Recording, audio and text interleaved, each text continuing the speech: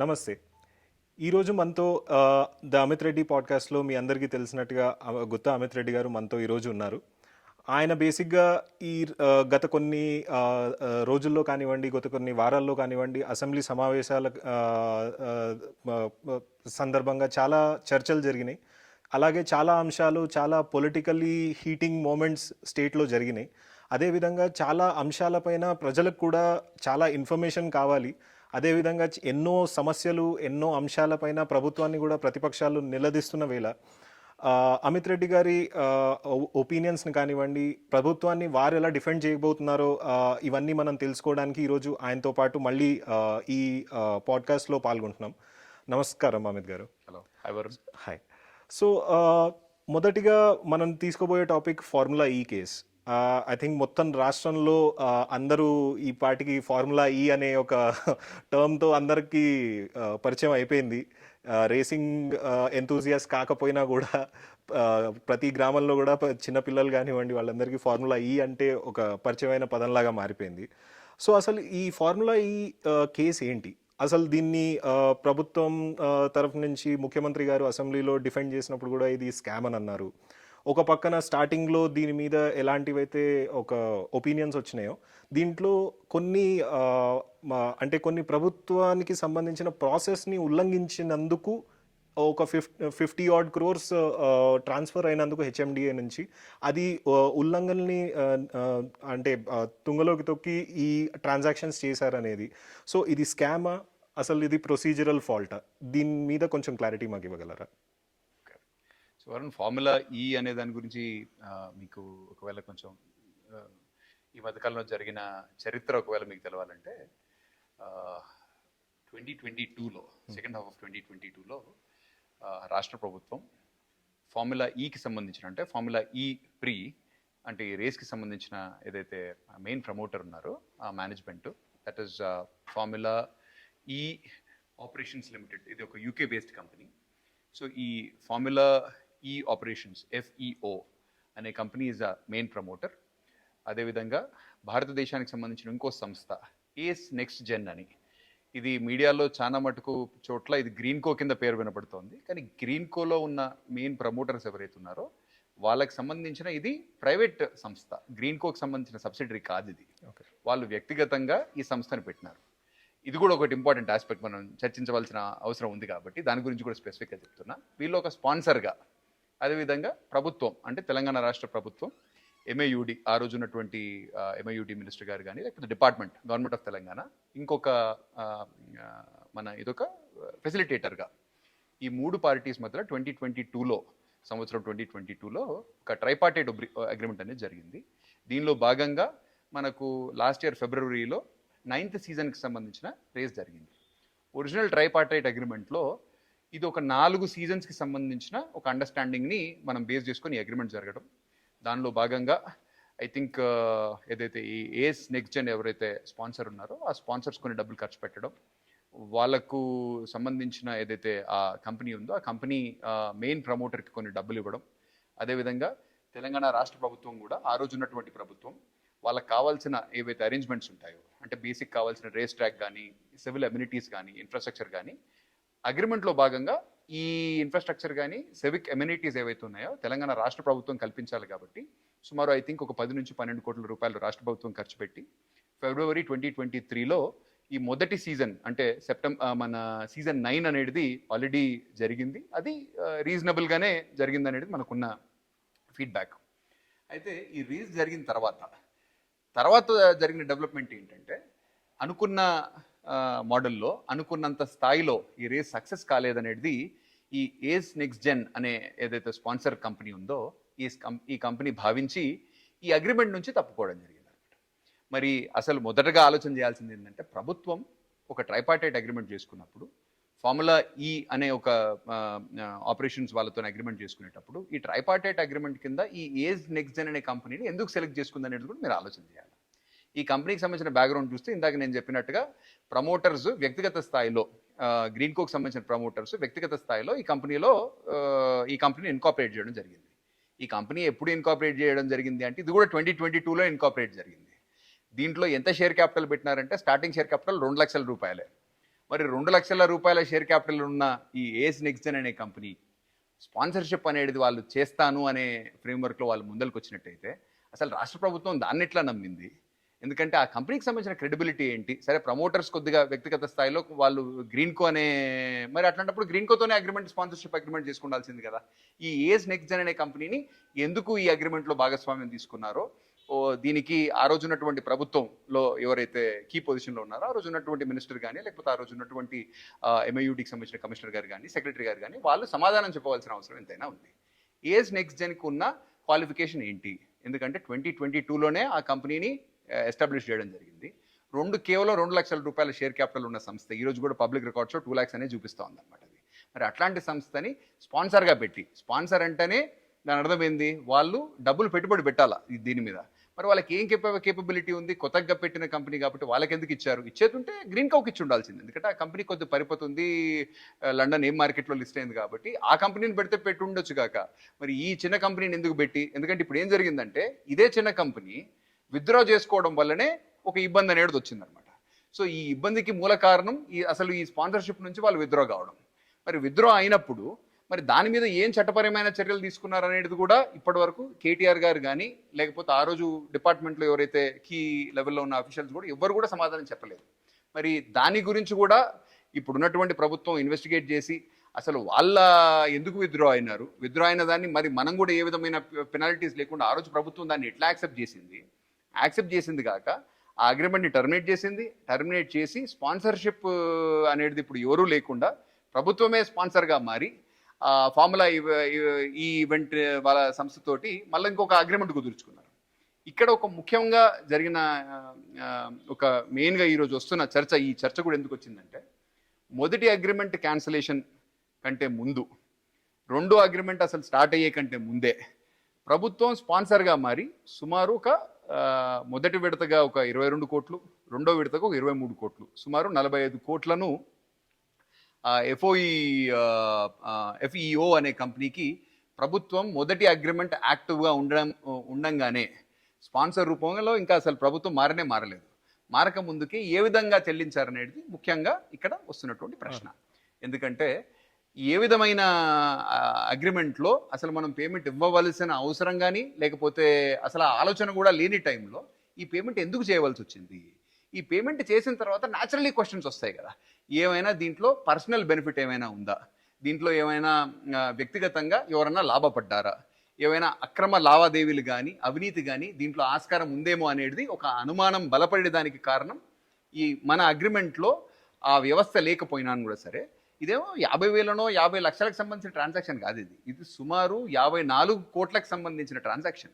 54 కోట్లు అంటే చిన్న మాట ఏం కాదు కదా. ఎంత పెద్ద ట్రాన్సాక్షన్ జరుగుతున్నప్పుడు అసలు అగ్రిమెంట్లో మనం డబ్బులు ఇవ్వవలసిన అవసరమే లేనప్పుడు మనం ఎందుకు ఇంత డబ్బులు ఇచ్చామనే దాని గురించి అనేక ప్రశ్నలు ఉత్పన్నం అవుతున్నాయి. కాబట్టి ఆ ప్రశ్నలకు సమాధానం కనుగోవాలంటే ఇన్వెస్టిగేషన్ జరగాలి. కాబట్టి దీన్ని ఈ రోజుకి ఇన్వెస్టిగేషన్ జరిగేంత వరకు కూడా అది మరి ఏం రిజల్ట్ వస్తుందో చూడాలా. ఎందుకంటే ఇన్వెస్టిగేషన్ మధ్యలో అట్ ప్రెసెంట్ అయితే ఉంది. డెఫినెట్లీ దీంట్లో ఏదో అవినీతి అక్రమం జరిగిందనే ఉద్దేశంతో దీన్ని ఇన్వెస్టిగేట్ మటుకు చేయడం జరుగుతుంది. సో దీనికి కంటిన్యూషన్గా ఇంకొక ప్రశ్న కూడా చూస్తే బేసిక్గా ఎలక్షన్ కోడ్ అమల్లో ఉండింది. అదేవిధంగా ఇంత పెద్ద అమౌంట్ని యూజువలీ ప్రభుత్వం అకౌంట్ నుంచి ట్రాన్స్ఫర్ చేయాలంటే అదేదో పర్సనల్ అకౌంట్స్ అట్లా అని కాదు, ప్రజాధనం ట్యాక్సెస్ రూపంలో కలెక్ట్ అయిన డబ్బు. సో దానికి ఒక ప్రొసీజర్ ఉంటుంది. క్యాబినెట్లోకి వెళ్ళటము, అక్కడ చర్చించి బేసిక్గా కొన్ని ఫార్మల్ రూట్స్లో అప్రూవల్స్ తీసుకున్నాకనే ఇట్లాంటి ఫండ్స్ ట్రాన్స్ఫర్ అవ్వాలి. మీరు చెప్పినట్టుగా ఎఫ్ఈఓ లాంటి సంస్థ అది యూకే బేస్డ్ సంస్థ అవ్వడం, so there is an international transaction involved. So international transaction రావగానే బేసికలీ ఆర్బీఐ అనుమతులు కానివ్వండి లేకపోతే ఇతర చట్టాలు కానివ్వండి అవి కూడా ఉంటాయి. కాబట్టి ఇప్పుడు ఈ ప్రాసెస్ అంతా ఎంతవరకు లీగల్గా జరిగింది? అండ్ ఇంకొక అంశం మనం చూసినట్టయితే దీంట్లో కేటీఆర్ గారు పదే చాలా సందర్భాల్లో కూడా చెప్పారు, అవును నేనే ఈ అనుమతి ఇచ్చాను, ఎందుకంటే రాబోయేది మన ప్రభుత్వమే కాబట్టి ఈ ట్రాన్సాక్షన్ చేసేయండి, మనం తర్వాత వచ్చాక మళ్ళీ దీన్ని చూసుకుందాం అన్నట్టు. సో దీని మీద మీ అభిప్రాయం ఏంటి? How would you comment on this? అంటే దీన్ని నేను ఈ ప్రశ్నని 2 భాగాలుగా నేను ఆన్సర్ చేస్తాను. మొదటగా ఇది అక్టోబర్ 1st వీక్లో అంటే అక్టోబర్ 3వ తారీఖు అనుకుంటా కేటీఆర్ గారు ఆయన చెప్పిన ప్రెస్ మీట్లోనే అక్టోబర్ 3వ తారీఖు రోజు ఒక 22 కోట్లు 23 కోట్లు ఇవ్వడం జరిగింది. అదేవిధంగా అక్టోబర్ ఐ థింక్ నాకు ఎగ్జాక్ట్ డేట్ అయితే గుర్తులేదు, around maybe 13th or 14th ఆ టైం ఫ్రేమ్లో రెండో పేమెంట్ ఇంకో 23 కోట్లు ఇవ్వడం జరిగింది. అయితే మొదటి ట్రైపార్టైట్ అగ్రిమెంట్ ఎక్కడైతే ఏఎస్ నెక్స్ట్ జెన్ కూడా స్పాన్సర్ లాగా ఉందో ఆ అగ్రిమెంట్కి సంబంధించిన టర్మినేషన్ అనేది అక్టోబర్ 27th జరిగింది. అంటే ఫస్ట్ అగ్రిమెంట్ టర్మినేషన్ కాకంటే ముందే రాష్ట్ర ప్రభుత్వం ఒక 45 కోట్ల రూపాయలు మనం ఇవ్వాల్సిన అవసరం లేదు. మన లయబిలిటీ ఏంటి అంటే గవర్నమెంట్కి సంబంధించిన బాధ్యత ఏంటి, మనం only race track civil infrastructure వరకే మనం ఏమైనా ఖర్చులు ఉంటే పెట్టాలి. అంతవరకు మనం పెట్టేసినాం. ఆ ఇన్ఫ్రాస్ట్రక్చర్ కానీ ఆ అమ్యూనిటీస్ కానీ ఏవైతే మనం ప్రొవైడ్ చేయాలనో వాటిని ప్రొవైడ్ చేయడం జరిగింది.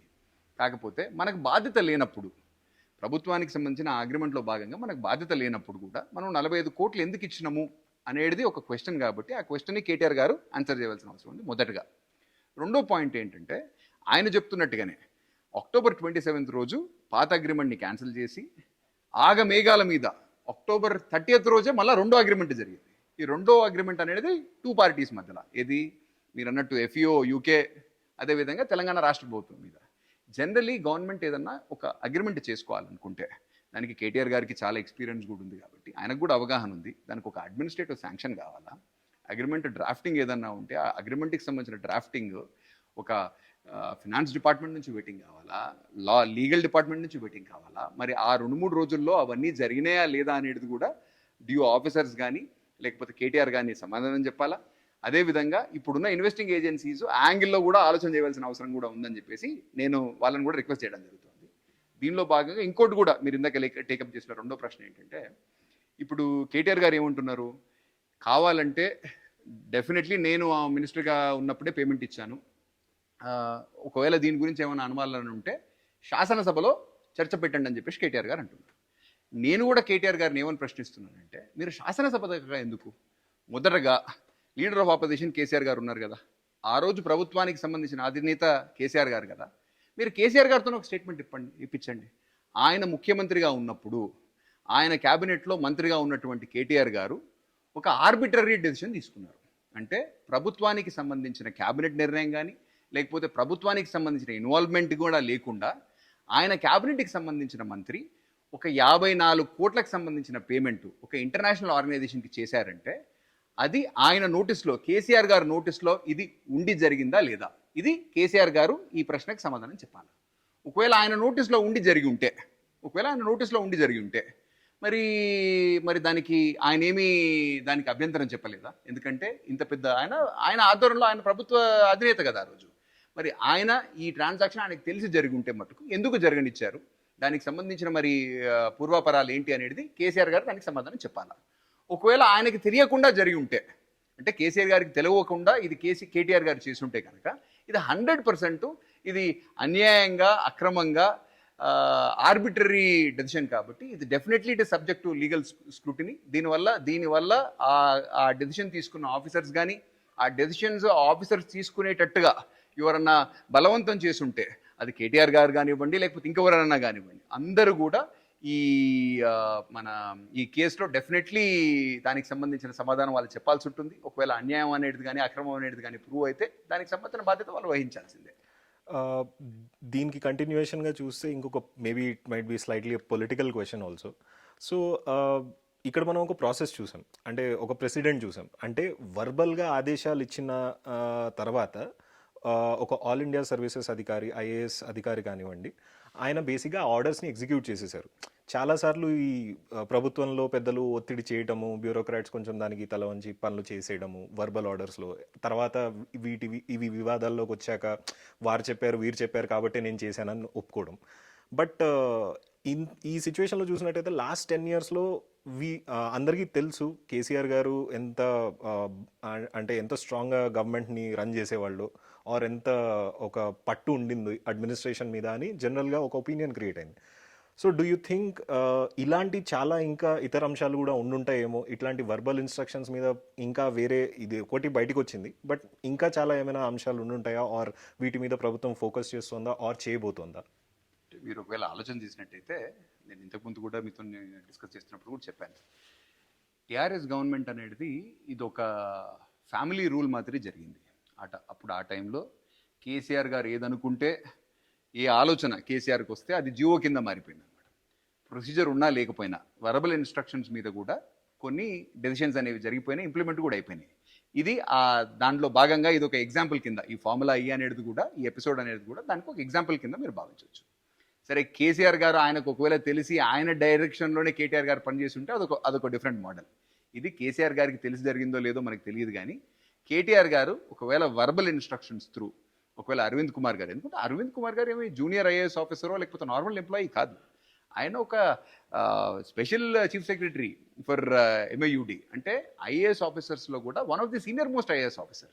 మరి అట్లాంటి ఎక్స్పీరియన్స్ ఉన్నటువంటి ఐఏఎస్ ఆఫీసర్ కూడా కేటీఆర్ గారి వర్బల్ ఇన్స్ట్రక్షన్స్ని ఒకవేళ ఫాలో అవ్వడం అంటే అది 100% ప్రొసీజరల్ రూల్స్కి కానీ లేకపోతే గవర్నమెంట్లో ఉన్న ఏదైతే వాళ్ళ దగ్గర ఉన్న అడ్మినిస్ట్రేటివ్ ప్రోటోకాల్ ఏదైతే ఉంటుందో దాన్ని 100% ఉల్లంఘించినట్టే, అది ఉల్లంఘించినట్టే కనబడుతోంది కూడా.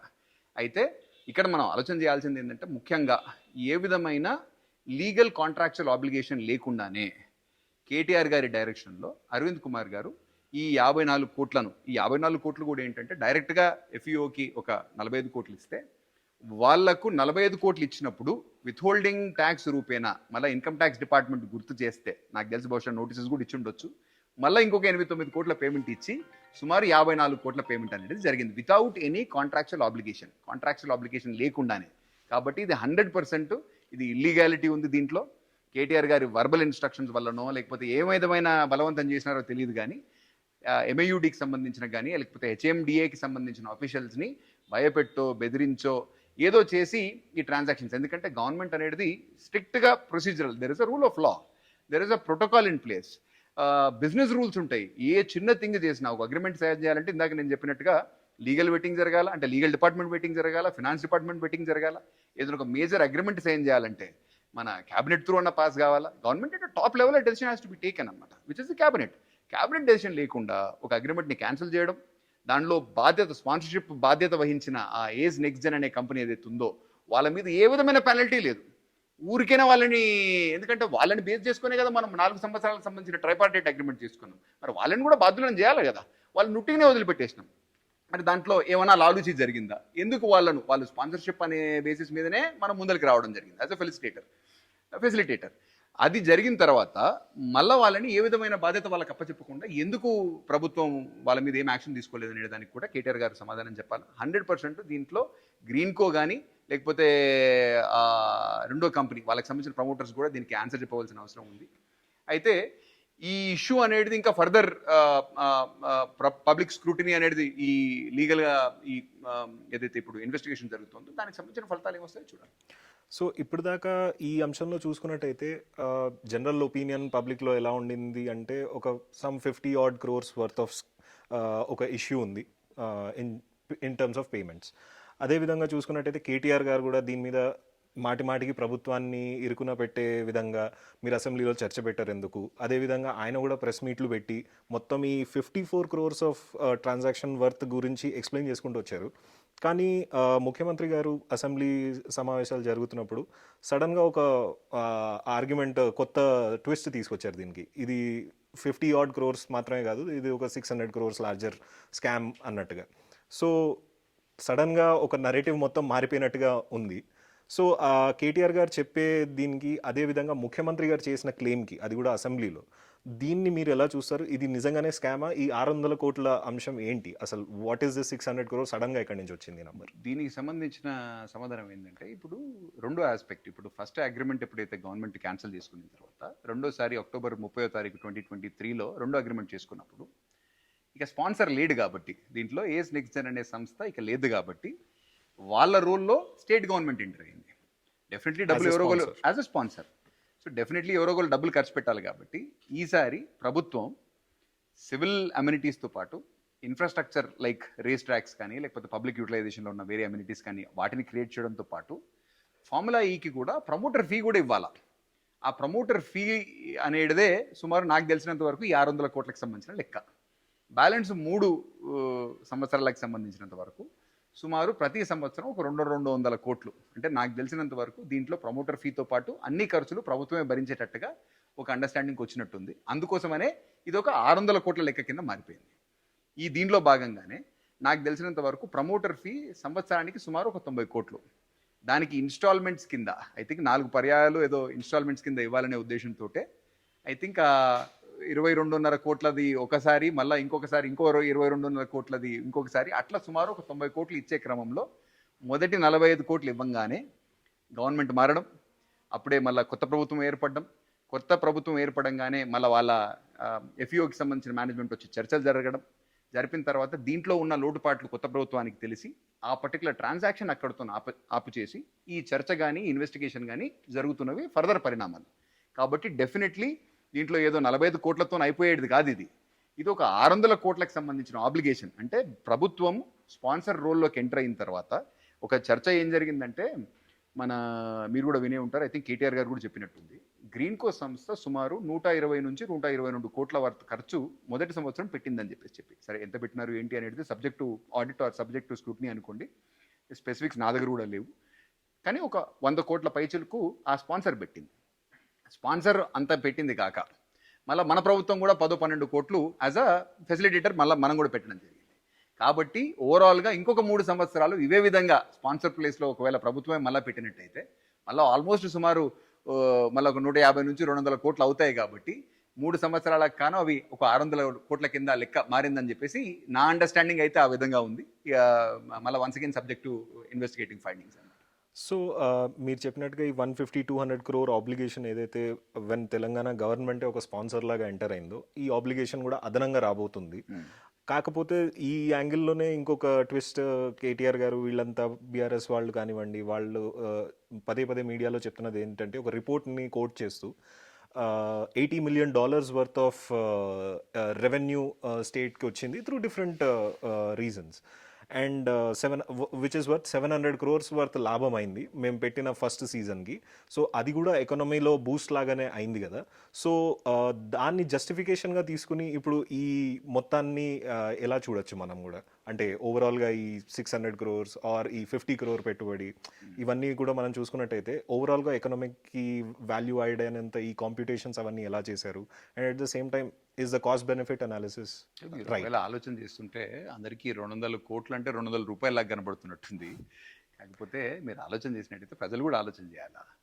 మన జిహెచ్ఎంసీకి సంబంధించింది, హైదరాబాద్ మహానగర పాలిక ఏదైతే ఉందో, జిహెచ్ఎంసీకి సంబంధించిన యాక్చువల్గా యాన్యువల్ రెవెన్యూస్, ఒక సంవత్సరానికి సంబంధించిన రాబడి ఏదైతే ఉందో అది సుమారు 4,500 కోట్లే. 4,500 కోట్లు మన సంవత్సరం మొత్తానికి సంబంధించిన రాబడి. దీంట్లోనే జీతభత్యాలు కానీ ఇంకేమైనా ఖర్చులు కానీ లేకపోతే ఇంకెక్కడైనా ఇన్ఫ్రాస్ట్రక్చర్ డెవలప్, అంటే గవర్నమెంట్ మళ్ళీ ఫర్దర్ జిహెచ్ఎంసీ తీసుకోబోయే అప్పులతో సంబంధం లేకుండా మన సొంత రాబడి మటుకు సుమారు 4,500 ప్యూర్ రెవెన్యూ. 4,500 కోట్ల రెవెన్యూ ఉన్నటువంటి మన హైదరాబాద్ సంబంధించిన ఏదైతే గ్రేటర్ హైదరాబాద్ సంబంధించిన వ్యవస్థ ఉందో, అట్లాంటి వాళ్ళు ఒక 600 కోట్లకు సంబంధించిన ఖర్చు పెట్టాలంటే అసలు 100కి ఎన్నిసార్లు ఆలోచన చేయాలి. దాన్ని ఆ ఖర్చు నుంచి మనకి ఎంత రాబడి వస్తుంది, మనకు ఇతోధికంగా కానీ డైరెక్ట్లీ కానీ ఇండైరెక్ట్లీ కానీ ఎంత రెవెన్యూ వస్తుంది, నిజంగానే మనం ఈ ఖర్చు పెట్టడం వల్ల అంత లాభం మనకు వస్తుందా లేదా అనేది చాలా 1-2 సార్లు స్టడీ చేయాలి.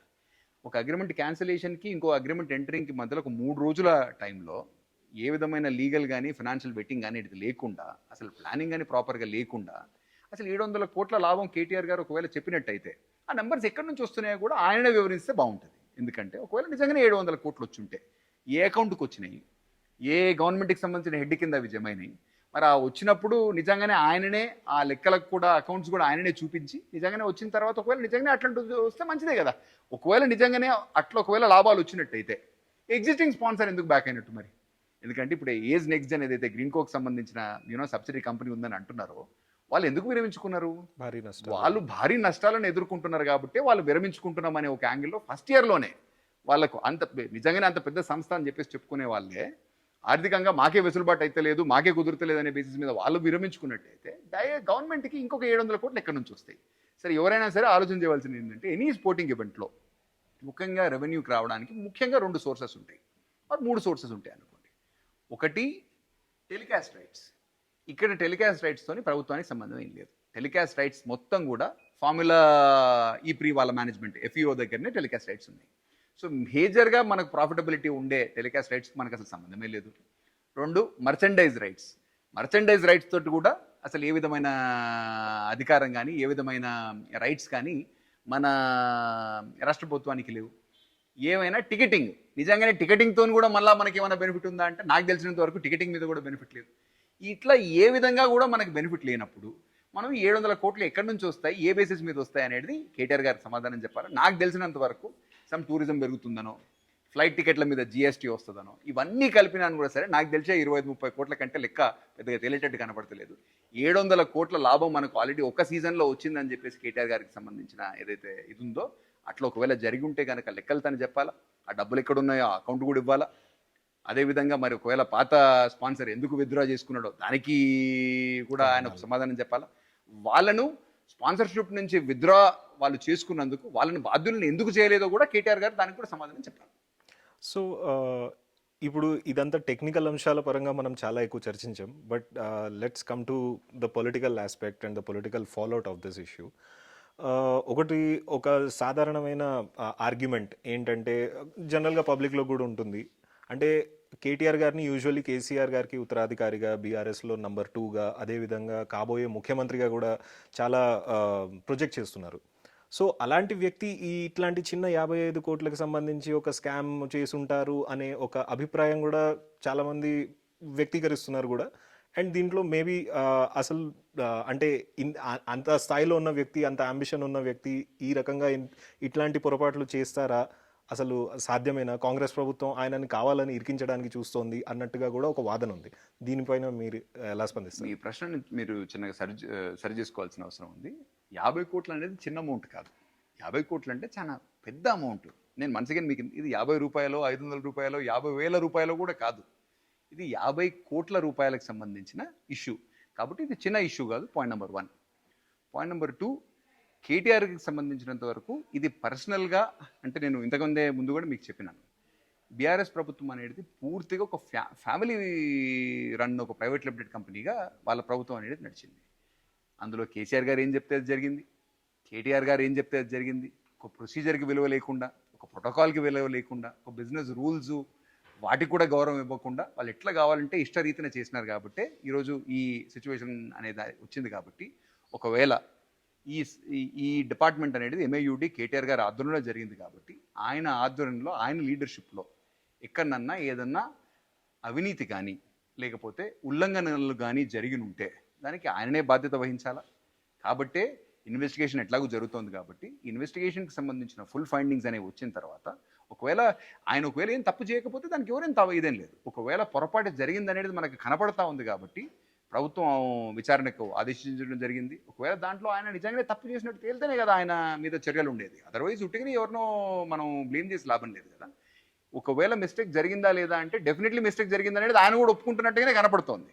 కాకపోతే అది ఇర్రెగ్యులారిటీనా, అవినీతినా, కరప్షనా, ఒకవేళ గ్రీన్ కోక్ సంబంధించిన మేనేజ్మెంట్ ఏదైతే ఉందో ఆ ఏజ్ నెక్సన్ అనే కంపెనీని వదిలిపెడితే ఎందుకు వదిలిపెట్టినారు, మరి దాంట్లో ఏమైనా అవినీతి జరిగిందా? ఒకవేళ మోడల్ కోడ్ ఆఫ్ కండక్ట్ అంటే, ఎందుకంటే ఎలక్షన్ కోడ్ మనకు అక్టోబర్ ఆ టైం ఫ్రేమ్లో వచ్చిందని చెప్పేసి కూడా మనం అనుకుంటా ఉన్నాం. మరి ఎలక్షన్ కోడ్ ఉన్నప్పుడు ఎలక్షన్కి సంబంధించిన ఏదైతే ఈసీఐకి సంబంధించిన ఒకవేళ వాళ్ళ అప్రూవల్ ఏమన్నా తీసుకోకుండా ఈ పేమెంట్ ఎట్లా చేసినట్టు? ఇది ఫారెన్ ట్రాన్సాక్షన్, ఎందుకంటే ఫారెన్ అవుట్వర్డ్ రెమిటెన్స్ కాబట్టి మరి ఫారెన్ ట్రాన్సాక్షన్ చేసేటప్పుడు ఆర్బీఐకి సంబంధించిన కొంచెం క్లియరెన్సెస్ కూడా తీసుకోవాల్సిన అవసరం ఉంది. మరి ఏ విధమైనటువంటి ఆర్బీఐ అప్రూవల్ లేకుండా సుమారు 45 crores అంటే 45 కోట్లకు సంబంధించిన ట్రాన్సాక్షన్ అవుట్ సైడ్ కంట్రీ పోయిందంటే మరి ఆర్బీఐ పర్మిషన్ అవసరం లేదా? ఒకవేళ అవసరం ఉంటే మరి ఎందుకు తీసుకోలేదు? ఇట్లా అనేక క్వశ్చన్స్. ఇది ఒకటే కాకుండా హెచ్ఎండిఏకి సంబంధించిన ఇంటర్నల్ నాకు తెలిసి ఐ థింక్ ప్రొసీజర్లో కూడా ఎక్కడనైనా ఒక 10 కోట్ల కంటే ఎక్కువ ట్రాన్సాక్షన్ ఒకవేళ జరిగేటట్టయితే గవర్నమెంట్ నుంచి క్లారిటీ రావాలా, ఫినాన్స్ డిపార్ట్మెంట్ నుంచి కూడా వాళ్ళొక క్లారిఫికేషన్ తీసుకోవాలి. అవి రెండు కూడా ఇక్కడ తీసుకోలేదు. కాబట్టి మరి దానికి ఎవరు సమాధానం చెప్తారు? ఇట్లా అనేక రకాలుగా. అదేవిధంగా ఒక అగ్రిమెంట్ని క్యాన్సిల్ చేసినప్పుడు ఇంకో అగ్రిమెంట్ని ఎంటర్ అవుతున్నప్పుడు అది యూనిలాటరల్గా జరగకూడదు కదా. 100% దాంట్లో గవర్నమెంట్కి సంబంధించిన క్యాబినెట్ ఇన్వాల్వ్మెంట్తో ఎక్కడో ఇట్లా top level government has to get involved. మరి క్యాబినెట్ అనేది అప్రూవల్ లేకుండా ఇంకో అగ్రిమెంట్లకు ఎట్లా ఎంటర్ అయ్యాము? ఇంకోటి 600 కోట్లకు సంబంధించిన లయబిలిటీ, ఎందుకంటే ఈ రెండో ఏదైతే అగ్రిమెంట్ ఉందో దీంట్లో 600 crores సంబంధించిన ఎప్పుడైతే మనం బాధ్యత ప్రభుత్వం తీసుకుంటుందో మరి దానికి ఒక అడ్మినిస్ట్రేటివ్ శాంక్షన్ ఉండాలి కదా, దానికి ఒక క్యాబినెట్ అప్రూవల్ ఉండాలి కదా. మరి అవి లేకుండా ఎట్లా 600 కోట్లకు సంబంధించిన బాధ్యత ఈ MAUD అనేది ఓన్లీ కేటీఆర్ గారు వర్బల్ ఇన్స్ట్రక్షన్ మీద తీసుకున్నారో దీనికి కూడా ఎవరో ఒకళ్ళు సమాధానం చెప్పాలి కదా. ఇన్ని ప్రశ్నలకు సమాధానాలు చెప్పవలసిన బాధ్యత కేటీఆర్ గారికి ఉంది. అది వ్యక్తిగతంగా ఆయన మీడియా ముఖంగా బయటకు వచ్చి చెప్పినా చెప్పకపోయినా పర్వాలేదు.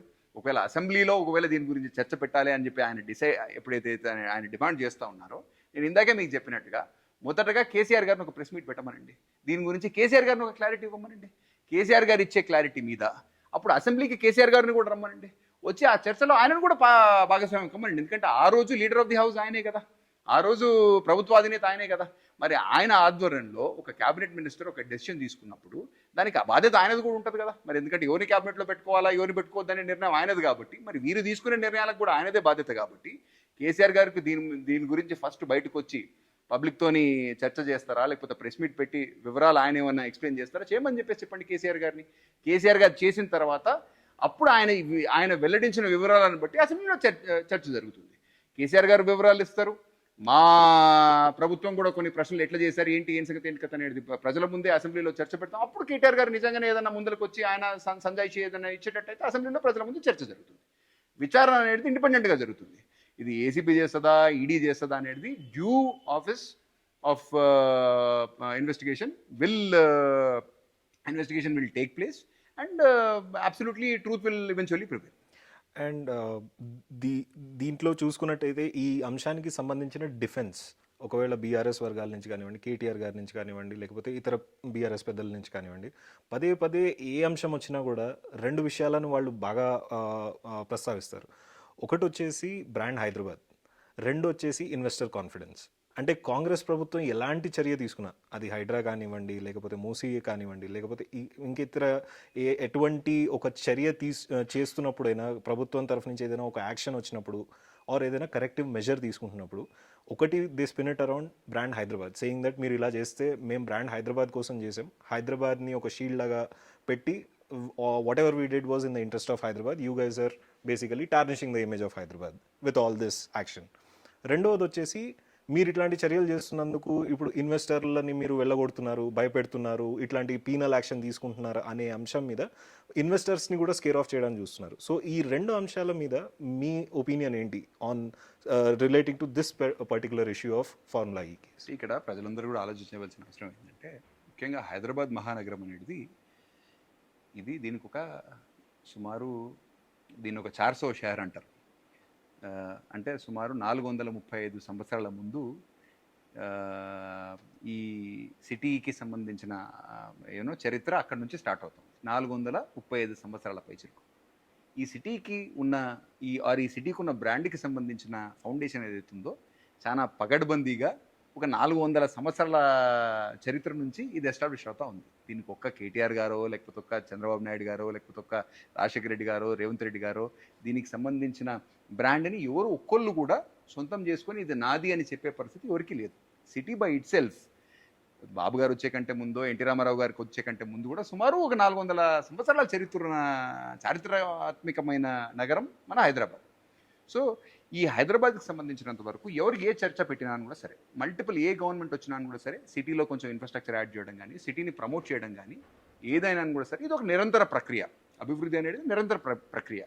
ఏ ప్రభుత్వం వచ్చినా కూడా సరే, ఇంతకుముందు కాంగ్రెస్ గవర్నమెంట్స్ వచ్చినప్పుడు వాళ్ళు కొత్త ఎయిర్పోర్ట్, ఇంటర్నేషనల్ ఎయిర్పోర్ట్ తీసుకురావడం కానీ, ఓఆర్ఆర్ కట్టడం కానీ, లేకపోతే చంద్రబాబు నాయుడు గారు కొద్దిగా ఐటీని ఎంకరేజ్ చేసి ఇన్వెస్ట్మెంట్స్ తీసుకురావడం కానీ, ఇట్లా అనేక గవర్నమెంట్స్ వాళ్ళ ఆధ్వర్యంలో మల్టిపుల్ అంటే మంచి ప్రయారిటీస్ పెట్టుకొని సిటీని ప్రమోట్ చేయడం అనేది ఎప్పుడు కూడా జరుగుతూ ఉంది. అయితే ఎప్పుడైనా సరే మనం ఒక సిటీకి సంబంధించిన ఇమేజ్ అనేది ఒక మంచి ఫౌండేషన్ మీద క్రియేట్ కావాలి. ఫౌండేషన్ అంటే ఏంటి?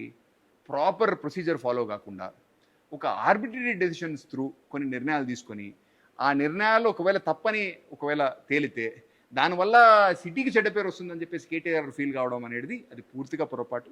ఏదైనా మనం ఒక నిర్ణయం తీసుకుంటే, ఇప్పుడు ఫర్ ఎగ్జాంపుల్ మూసీ రీజ్యూమినేషన్ ఉంది.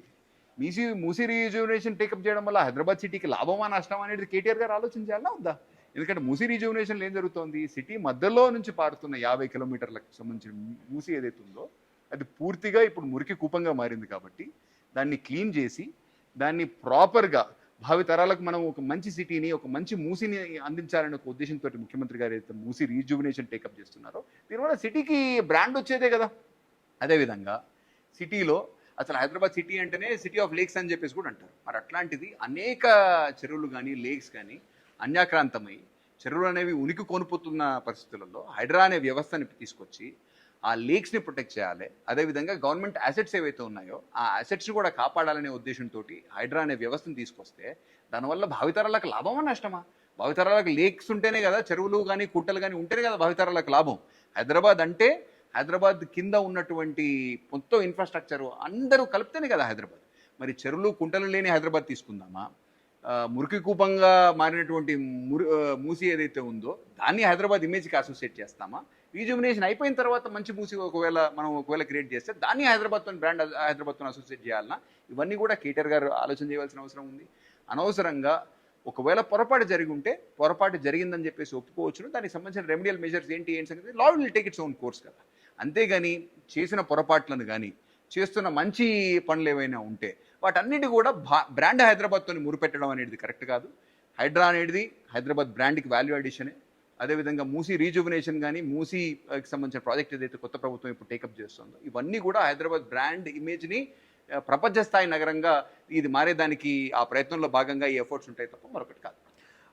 అదేవిధంగా ఇందాక నేను అడిగినట్టుగా investor confidence is one of the major narrative points for BRS. So దాని మీద ఏదైనా మీ స్పందన? అంటే ఇన్వెస్టర్ కాన్ఫిడెన్స్ అనేది ఇప్పుడు ఎవరైనా కూడా సరే, ఇన్వెస్టర్ అయినా ఎవరైనా కూడా సరే, ఒక గవర్నమెంట్తో నాకు అగ్రిమెంట్ చేస్తున్నప్పుడు డ్యూ ప్రాసెస్ ప్రకారం అగ్రిమెంట్ అయిందా కాలేదా అనేది వాళ్ళు కూడా చూసుకోవాలి. హరీబరీలో ఒక హేస్టీ అగ్రిమెంట్ ఎవరైనా చేసుకునేటట్టయితే ఆ contractual obligations will not sustain in the rule of law or in the court of law also. So definitely ఒకవేళ ప్రాపర్ ప్రొసీజర్ ప్రకారం, ఒకవేళ ఒక proper as per the guidelines in vogue or as per the law and work ఏమన్నా ఆ rules ప్రకారం జరిగి ఉంటే కనుక నోబడీ హ్యాస్ టు బాదర్. ఒకవేళ అట్లా జరగకుండా ఇల్లీగల్గా ఆర్బిటరీగా ఏదైనా ఒక అగ్రిమెంట్ అది ఎవరు చేసినా అని కూడా సరే that will not stand in the court of లా. కాబట్టి డెఫినెట్లీ ఒకవేళ అట్లాంటిది జరిగితే మటుకు they will have to be bothered. Otherwise ఒక పద్ధతి ప్రకారం, ఒక రూల్ ప్రకారం జరిగిన అన్ని అగ్రిమెంట్స్ని స్టేట్ గవర్నమెంట్ భవిష్యత్తులో కానీ ఇంతకు ముందు కానీ ఎప్పుడైనా సరే ఆనర్ చేయాల్సిందే. ఇప్పుడు చూసుకున్నట్టయితే అగ్రిమెంట్ జరిగింది, మొత్తానికి గవర్నమెంట్ వెంట అహెడ్. అదేవిధంగా కొన్ని కాంట్రాక్చువల్ ఆబ్లిగేషన్స్లో భాగంగా పేమెంట్స్ జరిగినాయి.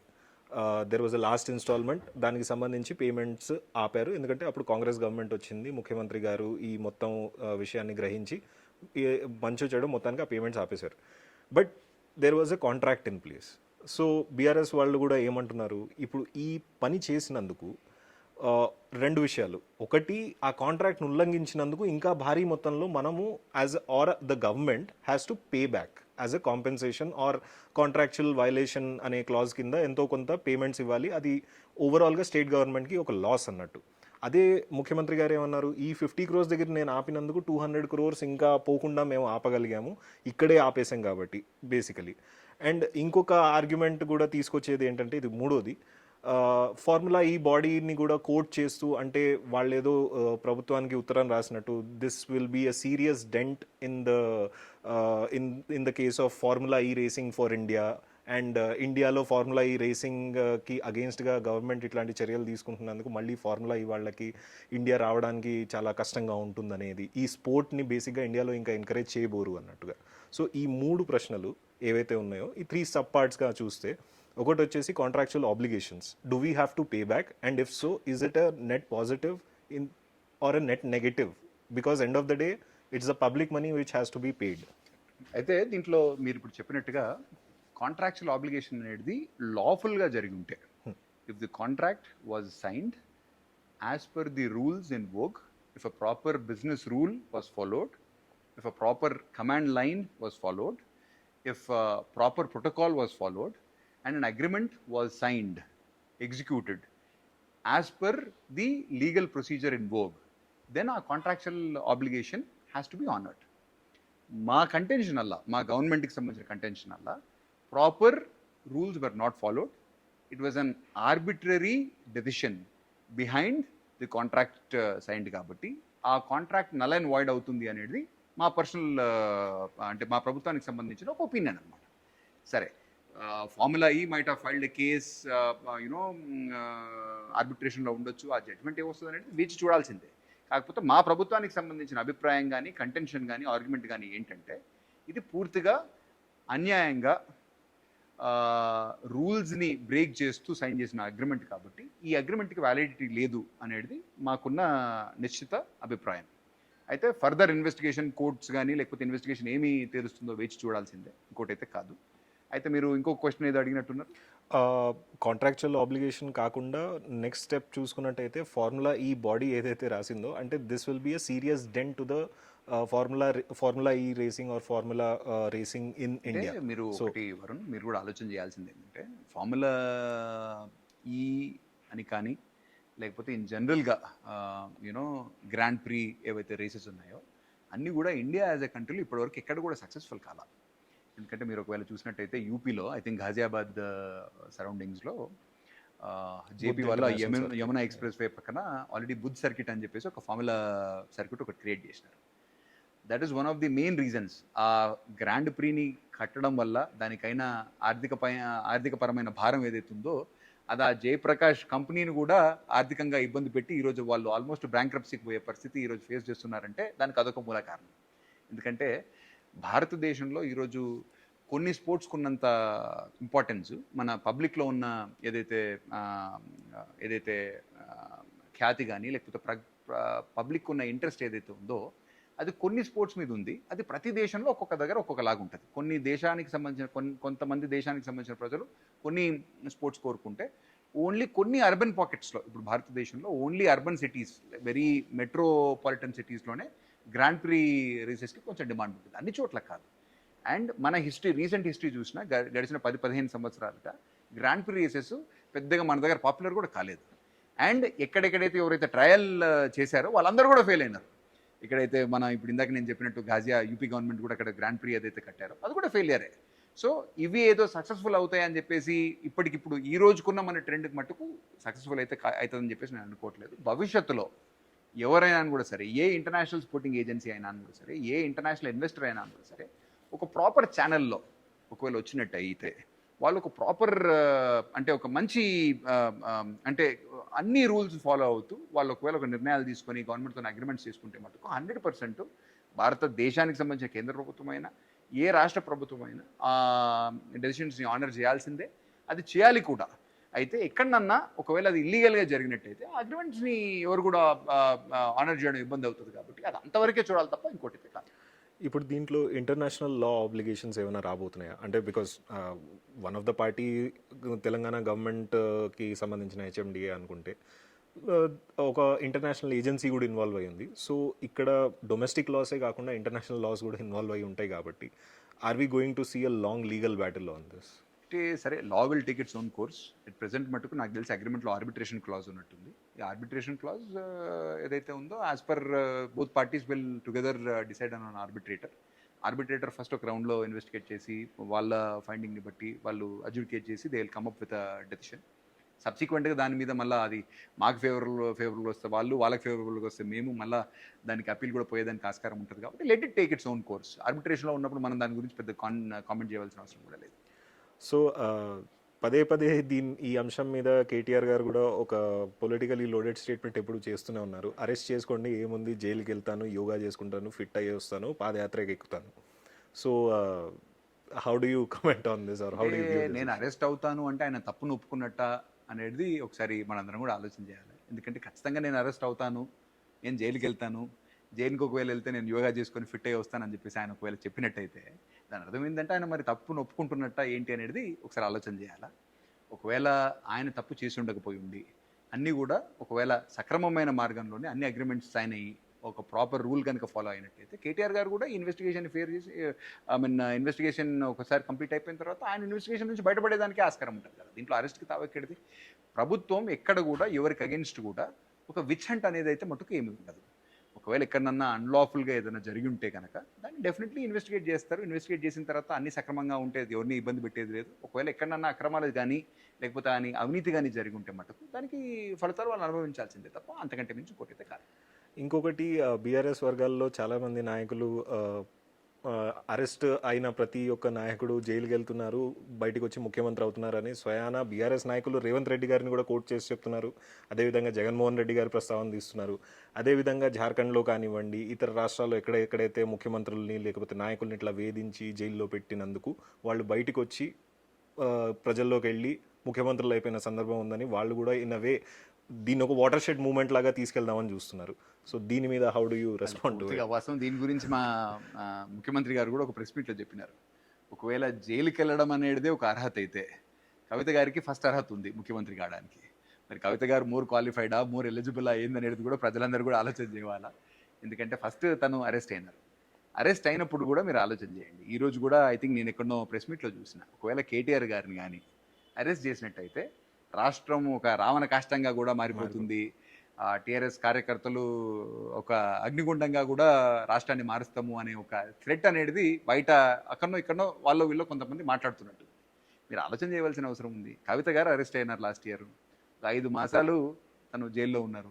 ఎక్కడన్నా ఏదైనా రాష్ట్రంలో ఏదైనా ఒక ఉద్యమం జరిగిందా, లేకపోతే ఎక్కడన్నా రాష్ట్రం ఒక అగ్నిగుండంగా మారిందా? ఏది కూడా జరగలేదు కదా. ఆవిడ మళ్ళా డ్యూ ప్రాసెస్ ప్రకారం అరెస్ట్ అయిన తర్వాత బెయిల్ తీసుకుని మళ్ళీ బయటకు వచ్చినారు కదా. ఒకవేళ కేటీఆర్ గారు కూడా ఏ విధమైన తప్పు చేయనటువంటి పరిస్థితులలో ఆయన అరెస్ట్ ఏం కారు. ఒకవేళ తప్పు చేసినట్టయితే, ఒకవేళ దానికి రిమాండ్లో ఉండవలసిన అవసరం వస్తే కోర్టు డెసిషన్ తగ్గట్టుగా రిమాండ్, ఒకవేళ కోర్టు విధిస్తే కోర్టు రిమాండ్ విధిస్తుంది. So due process will be అన్యాయంగా ఎవరిని కూడా అరెస్ట్ చేయవలసిన అవసరం కానీ ఆ పరిస్థితి కానీ ఈరోజు ఉందని చెప్పేసి అయితే నేనైతే అనుకోవడం లేదు. ఒకవేళ ఆయన కేసు ప్రూవ్ అయిన తర్వాత అప్పుడు ప్రజలందరూ కూడా అర్థం చేసుకుంటారు కదా, నిజంగానే ఏదో తప్పు జరిగింది కాబట్టి అరెస్ట్ చేయారని చెప్పేసి అనుకుంటారు. కాబట్టి దీంట్లో ఏదో ఎందుకంటే ఎక్కడైనా కూడా సరే ప్రజలు ఈరోజు కానీ భవిష్యత్తులో కానీ ఎప్పుడైనా సరే మంచి వాళ్ళను అధికారంలో కూర్చోబెడితే వాళ్ళు మన గురించి మంచి నిర్ణయాలు తీసుకునే దానికి ఆస్కారం ఉంది. ఒకవేళ తప్పులు చేసి జైలుకి పోయిన వాళ్ళను ప్రజలు ఒకవేళ ఎన్నుకున్నట్టే పరిస్థితి ఒకవేళ నిజంగానే వస్తే వాళ్ళ వల్ల ప్రజల భవిష్యత్తు కానీ వాళ్ళకి సంబంధించిన పిల్లల భవిష్యత్తు కానీ బాగుండదు అనేది ప్రజలందరూ కూడా గుర్తెరగాల. సానుభూతి కానీ ఏదన్నా ఉంటే మంచి చేసిన వాళ్ళకో లేకపోతే మంచి చేసే ప్రయత్నంలో ఇబ్బందులు పడుతున్న వాళ్ళ మీదనో సానుభూతి ఉండాలి తప్ప ఎవరో పొరపాటు చేసి అది పొరపాటు తెలుసో తెలియకో లేకపోతే కావాలనే తప్పులు చేసిన వాళ్ళ పట్ల సానుభూతి ఉంటుందని చెప్పేసి ప్రజలు అట్లా ఆ డైరెక్షన్లో ఆలోచన చేస్తారని చెప్పేసి నేనైతే అనుకోవడం లేదు. వ్యక్తిగతంగా చూసుకున్నట్టయితే మీ అభిప్రాయం ఏమవుతుంది? అంటే కాంగ్రెస్ పార్టీ ఇట్లా పొలిటికల్ లీడర్స్ని లేకపోతే ఇట్లా కొంతమంది ప్రామినెంట్ లీడర్స్ని అరెస్ట్ చేయడం ఏదో ఒక కేసులో అది పబ్లిక్లో ఎలా వెళ్తుంది అనుకుంటున్నారు? వ్యక్తిగతంగా మీరు చూసినట్టయితే is it good, is it bad, are you giving them a chance to elevate themselves and claim innocence and then come back and become a huge warrior? ఇక్కడ ఒకటి వరుణ్, తప్పు చేసినప్పుడు న్యాచురల్లీ ఎవరైనా కూడా సరే ఆ తప్పుకి సరిపడా ఏదైతే ఫలితాలు ఉంటాయో దాన్ని ఫేస్ చేయాల్సిందే, తప్పదు. అది నేనైనా సరే లేకపోతే ఇంకెవరైనా కూడా సరే. పొరపాటు కానీ తప్పు కానీ ఎవరన్నా ఇంటెన్షనల్ కానీ అన్ఇంటెన్షనల్ కానీ చేస్తే దానికి సంబంధించిన కాన్సిక్వెన్సెస్ వాళ్ళు ఫేస్ చేయాల్సిందే, తప్పదు. కాబట్టి లా అనేది భారతదేశంలో ఎందుకు పెడతాం మనము? ఎవరన్నా ఒక ప్రొసీజర్, మనకు కాన్స్టిట్యూషన్ ఉంది. కాన్స్టిట్యూషను ప్రతి ఒక్క భారతదేశానికి సంబంధించిన పౌరుడికి కొన్ని బాధ్యతలు, వాళ్ళకు కొన్ని హక్కులు కల్పిస్తుంది. వాళ్ళ బాధ్యతలను హక్కులకు తగ్గట్టుగా వాళ్ళు పనిచేసుకుంటూ పోవాలి. అదేవిధంగా ప్రభుత్వము భారతదేశ వ్యాప్తంగా కానీ రాష్ట్ర వ్యాప్తంగా కానీ వాళ్ళు కొన్ని యాక్ట్స్ కానీ లేకపోతే వాళ్ళు కొన్ని లాస్ కానీ తీసుకురావడం జరిగింది. ఈ లాస్ని కూడా ఎవరైనా సరే ప్రతి పౌరుడు కూడా ఈ లాస్కి అనుగుణంగా వాళ్ళ వ్యాపారాలు కానీ లేకపోతే రాజకీయాలు కానీ లేకపోతే ఇంకేది చేసినా వాళ్ళ వృత్తికి సంబంధించిన అనేక కార్యక్రమాలు గవర్నమెంట్ లాకి సంబంధం చట్ట ప్రకారం వాళ్ళు పనిచేసినట్టయితే ఎవరిని కూడా ఇబ్బంది పడవలసిన అవసరం లేదు. ఎవరన్నా చట్టాన్ని అతిక్రమించి పనిచేసినట్టయితే అప్పుడు డెఫినెట్లీ చట్టం తన పని తను చేస్తుంది. కాబట్టి అక్కడ అమిత్ రెడ్డి కానీ లేకపోతే ఇంకెవరైనా కానీ వాళ్ళు ఒకవేళ అట్లాంటి సిచ్యువేషన్ ఇస్తే definitely they will have to face the court of law. And if court of law finds, ఒకవేళ కోర్టులు కనుక ఈ పర్టికులర్ పర్సన్ అంటే ఈ మనిషి ఒకవేళ తప్పు చేశాడు అనే ఒకవేళ కోర్టు నిర్ధారిస్తే డెఫినెట్లీ వాళ్ళు జైలుకి వెళ్ళవలసిందే కదా. సో అది నార్మల్గా జరిగే పరిస్థితి. అది మన దేశంలోతో పాటు ప్రపంచంలో ఎక్కడైనా కూడా సరే అదే సిస్టమ్ ఉంది. కాబట్టి మన దగ్గర కూడా అదే సిస్టమ్ ఉంటుంది. దీంట్లో ఎవరికో ఒకళ్ళకి అగెయిన్స్ట్, అంటే మీరు ఇందాక చెప్తున్నట్టుగా ఏదో కాంగ్రెస్ పార్టీ ప్రభుత్వమే కేసులు పెడుతోంది, ఇంతకుముందు పాత ప్రభుత్వాలు ఉన్నప్పుడు అసలు ఎవరి మీద కూడా కేసులు పెట్టలేదు అనే సిచ్యువేషన్ ఇది కాదు కదా. పాత ప్రభుత్వాలు కూడా అనేక మంది మీద కేసులు పెట్టడం అనేది, అందులో కొన్ని నిలబడ్డాయి, కొన్ని నిలబడలేదు. సో డెఫినెట్లీ ఇప్పుడున్న సిచ్యువేషన్లో కూడా ఈ ప్రభుత్వం అయినా ఏ ప్రభుత్వం అయినా చట్ట ప్రకారం పనిచేసే వాళ్ళని కాపాడుతుంది. చట్టాన్ని అతిక్రమించి ఎవరైతే పనిచేస్తారో వాళ్ళందరినీ కూడా ఇన్వెస్టిగేట్ చేసి వాళ్ళు ఒకవేళ తప్పు చేసినట్టయితే వాళ్ళందరి మీద కూడా చర్యలు తీసుకోవడం అనేది సహజంగా జరిగే ప్రక్రియ తప్ప ఇంకోటి అయితే కాదు. చాలా చాలా థ్యాంక్స్ అమిత్ గారు, మీ విలువైన సమయాన్ని కేటాయించి ఇన్ని ప్రశ్నలు తీసుకున్నందుకు ఈ అంశం మీద. కుదిరితే మళ్ళీ ఇంకొకసారి ఈ టెక్నికల్ డీటెయిల్స్ ఏవైతే ఇంకా రాబోతున్నాయో ఈ కేసులో జరుగుతున్న ప్రగతిని చూసి కానివ్వండి, లేకపోతే ఇంకా రానున్న పరిణామాలని చూసి మనం మళ్ళీ ఈ ఈ డిస్కషన్ కంటిన్యూ చేద్దాం. Thank you so much for your thank time. You.